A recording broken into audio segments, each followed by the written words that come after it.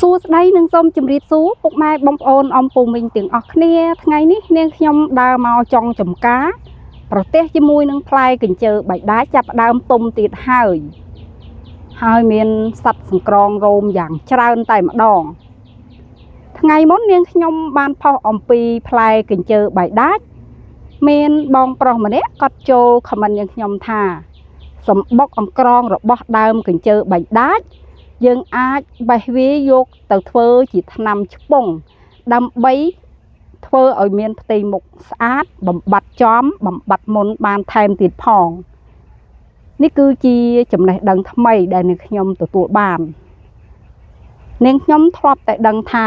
បំពង់ដើមកញ្ជើបៃតាយើងកោសយកទៅជក់ដើម្បីព្យាបាលឬដងច្រមុះនិងអាឡែស៊ីច្រមុះហើយបើនិយាយពី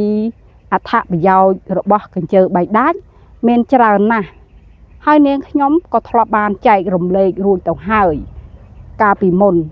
ប្រសិនបើពុកម៉ែបងប្អូនចង់ឲ្យនាងខ្ញុំធ្វើអត្ថាធិប្បាយអំពីអត្ថប្រយោជន៍របស់កញ្ជើបៃតាម្ដងទៀតពុកម៉ែបងប្អូនអាចខមមិននៅខាងក្រោមវីដេអូនេះបាននាងខ្ញុំនឹងធ្វើបង្ហាញចែកជូនដល់ពុកម៉ែបងប្អូនអ៊ំពូមីងទាំងអស់គ្នាឲ្យបានដឹងសារជាថ្មីម្ដងទៀតដោយឡែកថ្ងៃនេះនាងខ្ញុំដើរកាត់ចំការនាងខ្ញុំឃើញវាទុំនាងខ្ញុំក៏ទាញទូរស័ព្ទថតម្ដងទៀតសប្តាហ៍ថ្ងៃនេះផ្លែឈើមួយប្រភេទនេះវាបានបាត់បង់ស្ទើរតែអស់ទៅហើយដោយសារតែយើងមានការកាត់ឆ្ការនៅតាមរបងចំការសម្អាតដីអីចឹងទៅធ្វើឲ្យបាត់បង់រុក្ខជាតិមួយប្រភេទនេះហើយសប្តាហ៍ថ្ងៃក្មេងជំនាន់ក្រោយគឺមិនមានអ្នកស្គាល់ទេមានមនុស្សភាគតិចបំផុតដែលបានស្គាល់តាមរយៈការចែករំលែករបស់បងចាស់ជំនាន់មុនផ្លែទុំចេះគឺថាមានរសជាតិឆ្ងាញ់ណាស់បើសัตว์អង្ក្រងរោមបែបនេះទៀតគឺដឹងតែផ្អែមឆ្ងាញ់តែម្ដងផ្លែច្រើនមែនទែន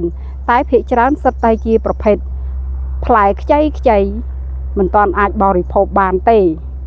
សម្បុកអង្ក្រងយ៉ាងធំតែម្ដងតែនាងខ្ញុំអត់បានយកទៅធ្វើជាឱសថបុរាណទេពុកម៉ែបងប្អូនធ្លាប់បានយករុក្ខជាតិមួយប្រភេទនេះធ្វើជាឱសថព្យាបាលរោគដែរឬទេប្រសិនបើធ្លាប់សូមខមមិននៅខាងក្រោមវីដេអូនេះម្នាក់មួយផង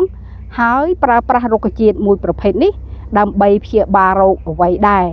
បើចំពោះនាងខ្ញុំគឺនាងខ្ញុំពុំដែលបានយករុក្ខជាតិមួយប្រភេទនេះធ្វើជាឱសថទេនាងខ្ញុំធ្លាប់តែបេះផ្លែរបស់វាហូបកាលពីនៅក្មេងហើយធ្លាប់ឮចាស់និយាយថាកោសបំពង់វាដែលខ្ចីហ្នឹងយកទៅព្យាបាលឬដងច្រមុះនិងអាឡែស៊ីច្រមុះជាដើម